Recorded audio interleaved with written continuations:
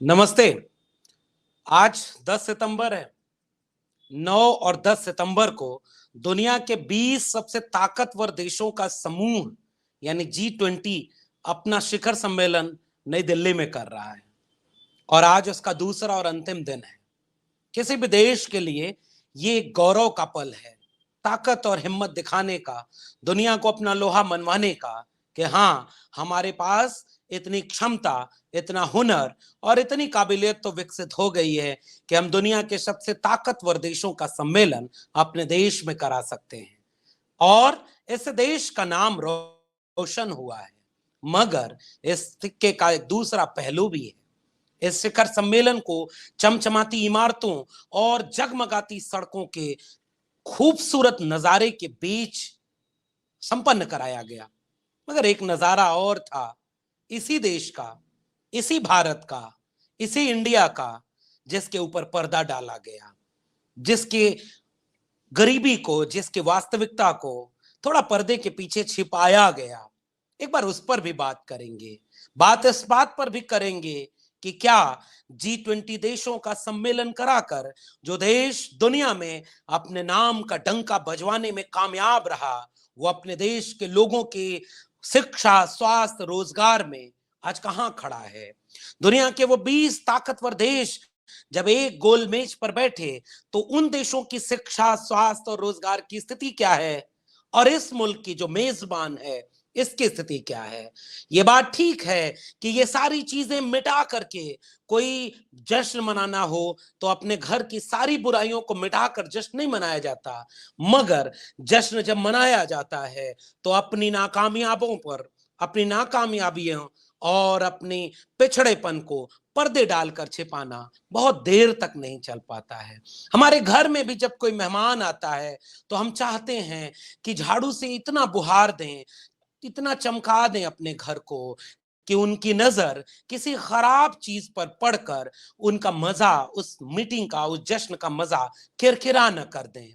इसलिए हम सारे खराब सामान किसी कोने ढक कर दे रहे हैं, किसी इकट्ठा एक जगह करके उसके ऊपर पर्दा डाल देते हैं।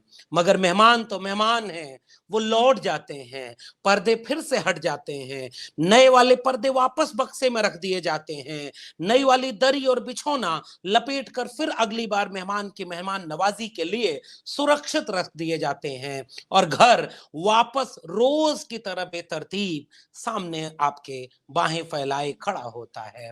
वो सारे सामान, वो सारे हिस्से घर के बुजुर्गों को भी कई बार हमने ढक कर किनारे बैठा दिया। आपको एक कविता एक कहानी पढ़नी चाहिए, चीफ की दावत। भीष्म साहनी की ये कहानी है। उस चीफ के आने पर भीष्म साहनी लिखते हैं कि वो जो बेटा है वो अपनी माँ को ही ऐसा समझता है कि माँ कहीं मेरी घर की, मेरी इज्जत को पलीता न लगा दे, इसलिए कितनी कोशिश करते हैं पति पत्नी कि माँ को यहाँ कर दे, वहां रख दें, किनारे छिपा दें। बाद में पता चलता है कि वही माँ जब सामने आती है तो चीफ खुश हो जाता है। और कुछ पर्दे ऐसे डाले गए G20 सम्मेलन के समय भी। ये बात बिल्कुल ठीक है और एक देश के नागरिक के तौर पर हमें गौरवान्वित करती है कि हाँ, हमारा मुल्क अब दुनिया के 20 सबसे ताकतवर देशों में शुमार हो चुका है।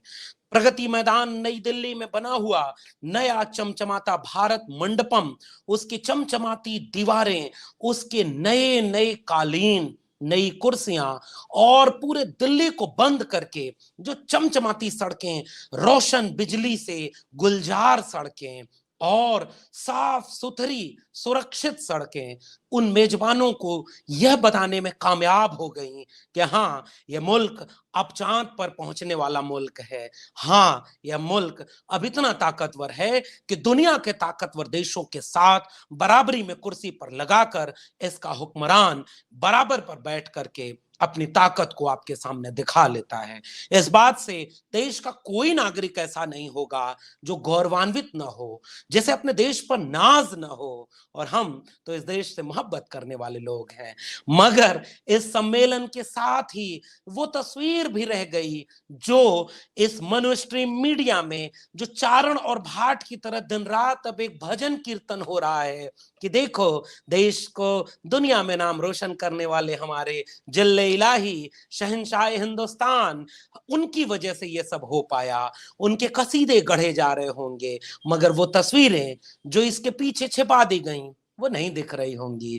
मेरा मन है कि आप गूगल करके आपको उन तस्वीरों तक ले जाऊं जिसके लिए उन पर पर्दा डाल दिया गया, एक हरे रंग का पर्दा, और उस पर्दे के पीछे एक भारत जो छिपा दिया गया, जिसकी इमारतें शायद चमचमाती नहीं थीं, जिसकी इमारतें पुरानी थीं, जिसमें रहने वाले लोग चेहरे से बेबस और लाचार नजर आ रहे थे। कुछ जगहों पर ठीक बात है कि अर्धनिर्मित इमारतें, अर्धनिर्मित जो कंस्ट्रक्शन चल रहा है उसको छिपाया गया, मगर हकीकत यह भी है कि जब गुजरात में दुनिया के एक ताकतवर व्यक्ति आए थे तो जिस सड़क से उन्हें होकर गुजरना था उसके दोनों तरफ ऊंचे ऊंचे पर्दे लगा दिए गए कि हमारी शान और शौकत के नुमाइश में कोई खलल न पड़ जाए।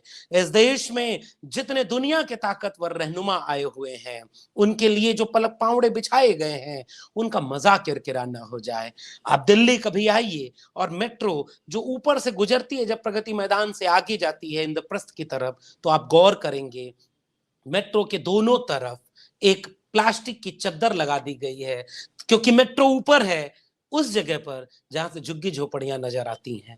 वो झुग्गी झोपड़ियां उन लोगों की आंखों में किरकिरी न बन जाएं जो अपने वातानुकूलित कमरे से निकलकर वातानुकूलित गाड़ियों और मेट्रो में बैठकर वातानुकूलित ऑफिस में जाते हैं और शाम को लौटकर शानदार डिनर और तमाम तरह के सुख सुविधाएं भोगते हैं। अगर गरीब उनके सामने आ जाएंगे तो उनके चमक और शोहरत में थोड़ा तो नुकसान हो जाएगा, नमक थोड़ा ज्यादा हो जाएगा। ठीक वैसे ही नई दिल्ली को इतना चमकाया गया कि उस चमक में जो आ नहीं रहा था उसके ऊपर पर्दा डाल दिया गया। पर्दा कुछ इमारतों के ऊपर नहीं डाला गया, अपनी बेबसी और लाचारी के ऊपर डाला गया। हम ये बात भी मानते हैं कि ठीक बात है, किसी देश में गरीबी है, भुखमरी है, बेकारी है, तो क्या वो देश अपनी ताकत को न दिखाए? क्या वो देश इसरो के लिए पैसा न खर्च करे? क्या वो देश दुनिया के ताकतवर देशों को बुलाकर अपने यहाँ कोई बड़ा सम्मेलन न करे? जी नहीं, बिल्कुल करना चाहिए, मगर ये बात कबूल करनी चाहिए।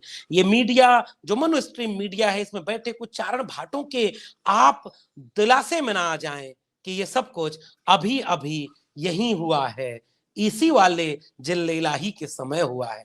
नहीं साहब, आज भारत अगर 20 दुनिया के ताकतवर देशों के साथ कंधे से कंधा मिलाकर बैठने में कामयाब हो सका तो ये 75 साल की आजादी का जश्न मनाने के बाद ये कामयाबी मिली है। एक एक कदम चले हैं आप, तब जाकर यहां तक पहुंचे हैं। एक बात। दूसरी बात कि ठीक बात है कि गरीबी, भुखमरी, बेकारी, अशिक्षा ये जब तक खत्म ना हो तब तक क्या कोई कार्यक्रम ना हो? नहीं साहब, बिल्कुल होने चाहिए, मगर इस बात में एक जागरूक नागरिक का ये हस्तक्षेप होना चाहिए कि जब ये कार्यक्रम अपनी कामयाबी के साथ, डंका बजाने के साथ पूरा हो जाए, तो जब वापस इस दरी बिछाई गई दरियां लपेट दी जाएंगी, जब नई वाली चद्दर लपेट कर घर में रख दी जाएगी, जब सारी चमक धमक नॉर्मल हो जाएगी, जब दिल्ली वापस अपने तरह लौटने लगेगी अपने रोज की दिनचर्या पर, तो जैसे घर का मालिक जो किनारे फेंक दे गए लोग हैं उनको भूल जाए, तो ये बात उस घर के लोगों को बोलनी पड़ेगी।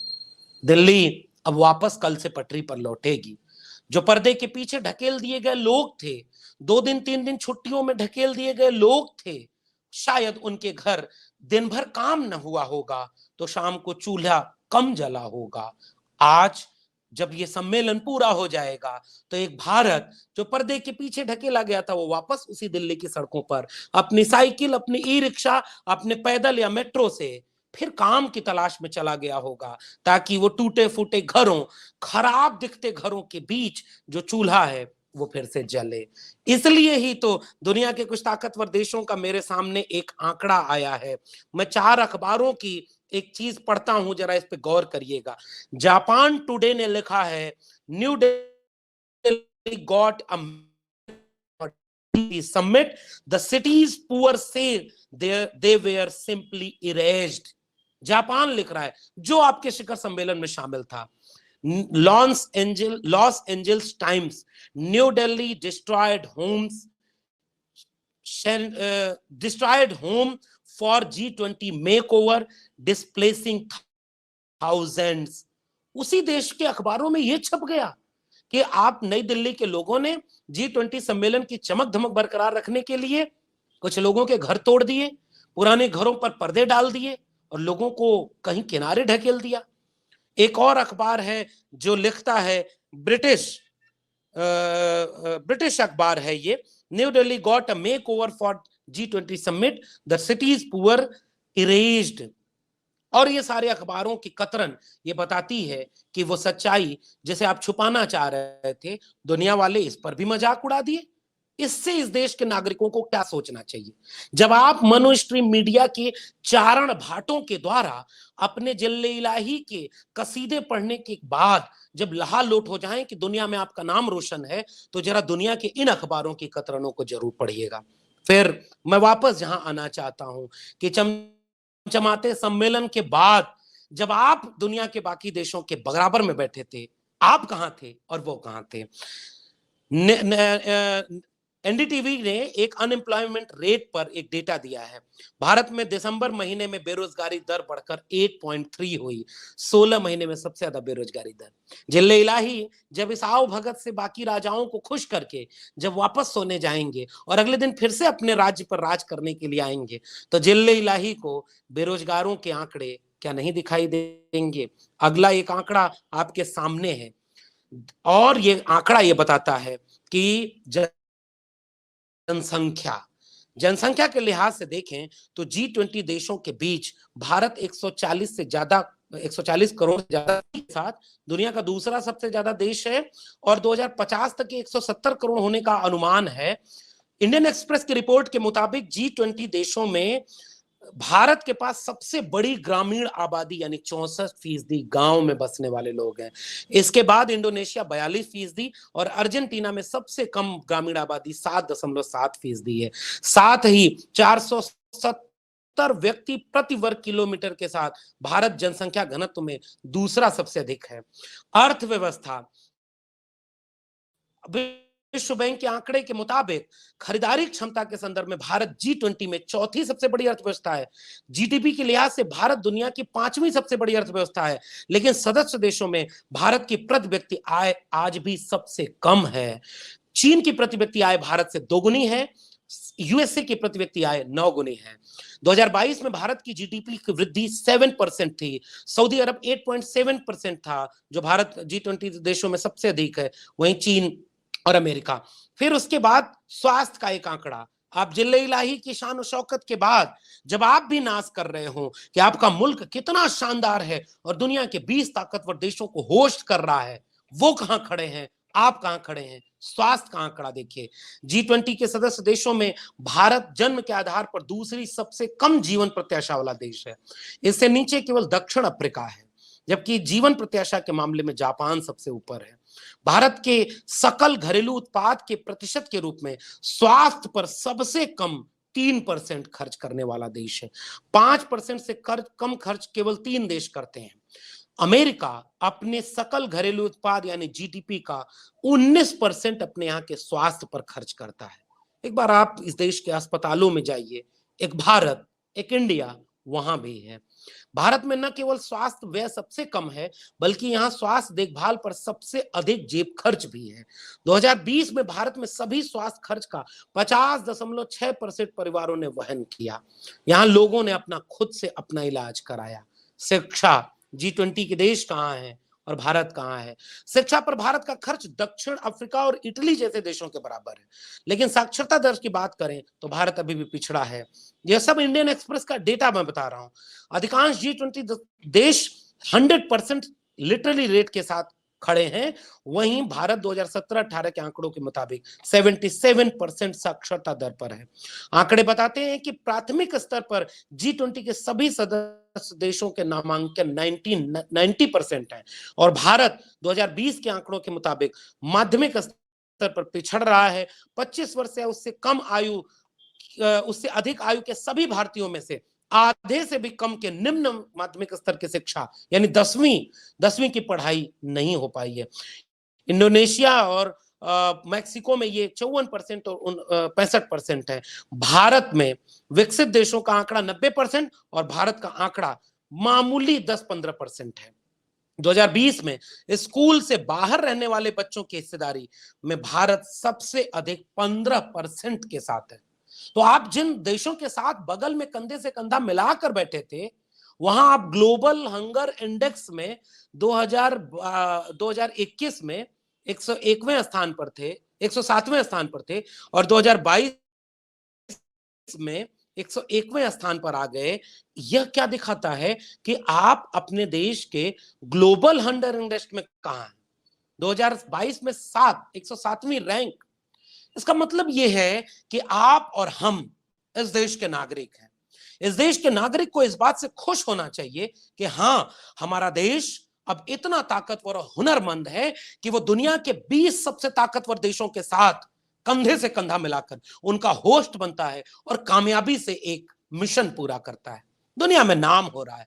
मगर अहमदाबाद की उन सड़कों को शायद आप भूल गए होंगे, जब मुल्क के एक बड़े ताकतवर व्यक्ति को बुलाया गया और अहमदाबाद घुमाया जा रहा था, तो जिस सड़क से उन्हें गुजरना था वो सड़क तो चमचमाती सी थी, मगर दोनों तरफ पर्दे डालकर गरीबी को छुपा दिया गया था, गरीबों को छुपा दिया गया था। नई दिल्ली, जो इस देश की राजधानी है, उस दिल्ली में घर तोड़े गए, घरों वालों को बेघर किया गया, पर्दे डाल दिए गए कि हमारे बड़े मेहमान जिस भारत का सपना लेकर अपनी आंखों में चमकते हुए आए थे, उनकी नजर किसी गरीब कमजोर मजलूम तो न पड़ जाए, किसी खराब इमारत पर उनकी नजर न पड़ जाए, इसलिए उन्हें पर्दे से ढक दिया गया था। मगर पर्दे तो पर्दे हैं। आपको मौका मिले तो हिंदी के एक बड़े प्रसिद्ध कहानीकार हैं, साहित्यकार हैं, यशपाल, उनकी कहानी का शीर्षक है पर्दे। और पर्दा जब कहानी का शीर्षक है तो वो पर्दा गरीबी के ऊपर ऐसा पड़ा हुआ था कि चौराहे पर उसका मजाक न उड़े। मगर सूद देने वाला जब अपने सूद लेने के लिए एक दिन बेरहमी से आकर उस पर्दे को गुस्से में खींच देता है, नंगी गरीबी चौराहे पर बेआबरू हो जाती है। वैसे ही 9 और 10 सितंबर को जब ये चमचमाती सड़कें फिर से वापस अपने रंग में आएंगी और वो हरे वाले पर्दे जब वापस खींच लिए जाएंगे, तो एक सवाल इस मुल्क के गरीब कमजोर मजलूम लोग पूछेंगे कि शिक्षा, स्वास्थ्य, रोजगार में G20 के देश कहाँ हैं और जिल्ले इलाही आपका देश कहाँ है? माना कि ये गरीबी, भुखमरी, बेकारी लंबे अरसे से चली आ रही है, मगर आप गरीबों, भुखमरों और बेकारों के लिए नीतियां और योजनाएं बनाने की बजाय अपने शीर्षक पर देखिए, जहां देश के प्रधानमंत्री बैठकर संबोधित कर रहे हैं, उनके आगे वाले बोर्ड पर जहां इंडिया लिखा रहता था वहां भारत लिखा है, और जबकि पीछे वाले बोर्ड पर वसुधैव कुटुंबकम लिखा है। दुनिया को एक वसुधा को एक कुटुंब यानी परिवार मानने वाला देश एक दूसरी भाषा के लफ्ज को अपने देश के संविधान से निकाल देना चाहता है, क्योंकि वो कहता है कि वो पराया है और एक ऐसी नीतियां बनाने की दिशा में है कि अगर वो इस देश का नाम बदल देगा तो करोड़ों अरबों रुपए इस देश में लोगों को कागज पत्थर बनवाने के में खर्च हो जाएंगे। एक नई बहस शुरू हो जाएगी और दिन रात उनकी मनुस्ट्रीम मीडिया इसी तरह के कभी हिंदू मुस्लिम के नाम पर बहस करेगी, कभी भारत का नाम बदल देने पर बहस करेगी, कभी विपक्ष से सवाल करेगी और जिल्ले इलाही के गुणगान करेगी। इसलिए आज के वीडियो में आप और हम नागरिक इस बात पर विचार करें कि जब G20 के देश यहां से लौटकर अपने यहां शिक्षा का बजट थोड़ा और बढ़ा रहे होंगे, स्वास्थ्य के बजट पर और खर्च कर रहे होंगे, हमारे देश में शिक्षा पर देश का दूसरा सबसे महंगा टैक्स यानी 18% GST लगा दी गई है और नई शिक्षा नीति में शिक्षा बेच दी गई है। शिक्षा महंगी होती जा रही है, स्वास्थ्य महंगा होता जा रहा है और ये देश 1% लोग जो 40% संसाधनों पर कब्जा किए हुए हैं उनका देश बनता जा रहा है। तो जब G20 के बाद आपको अपने देश के शिक्षा, रोजगार और बेरोजगारी के लिए नीतियां बनानी थी, ये देश वापस एक दिन फिर विशेष संसद बुलाएगा और शायद ये कह देगा कि नाम बदल देते हैं, क्योंकि हमें काम करने में नाम बदलना आसान लगता है और करोड़ों करोड़ रुपए इस सनक पर होम हो जाएंगे कि लो अब नया कागज बनवाओ। आप शिक्षा और रोजगार पर नहीं बात करेंगे,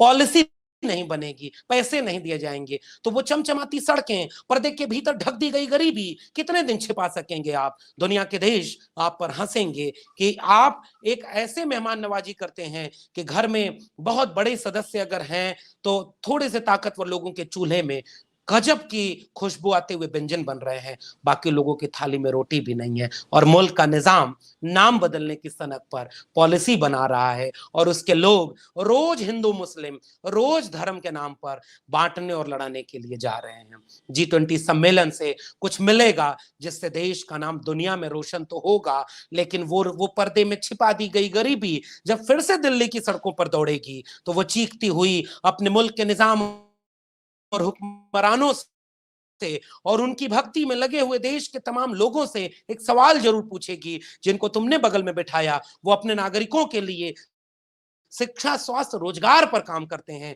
और तुम इस देश में हिंदू मुसलमान मंदिर मस्जिद और नाम बदलने पर काम करते हो। विचार करिएगा, इस देश का नाम असल में किससे है? जब गरीबी, भूखमरी, बेकारी, आज 2014 के पहले जब 20 करोड़ 18 करोड़ लोग गरीबी रेखा से ऊपर कर दिए गए थे, आज पिछले 9 साल में 23 करोड़ लोग गरीबी रेखा के नीचे चले गए। 80 करोड़ लोगों को 5 किलो अनाज पर मोहताज कर दिया गया है और लोग अपनी बेबसी और लाचारी को पुनर्जन्म, पूर्व जन्म का फल करके अपने मुल्क के जिल्ले इलाही से सवाल पूछने की बजाय उसकी भक्ति में लीन है और अपने स्वास्थ्य, अपने शिक्षा पर कोई बात नहीं कर रहे। G20 की कामयाबी के साथ हम पूरे मुल्क को बधाई देते हैं और पूरे मुल्क से उम्मीद करते हैं कि ये चमक धमक वापस जब अपने रंग में लौटेगी तो आप अपने चूल्हे, अपने बच्चों की शिक्षा, अपने बच्चों के रोजगार, अपने घर की महंगाई, पढ़ाई, दवाई, सिंचाई पर सोचेंगे जरूर। आपको ये बातचीत कैसी लगी बताइएगा। बहुत बहुत धन्यवाद।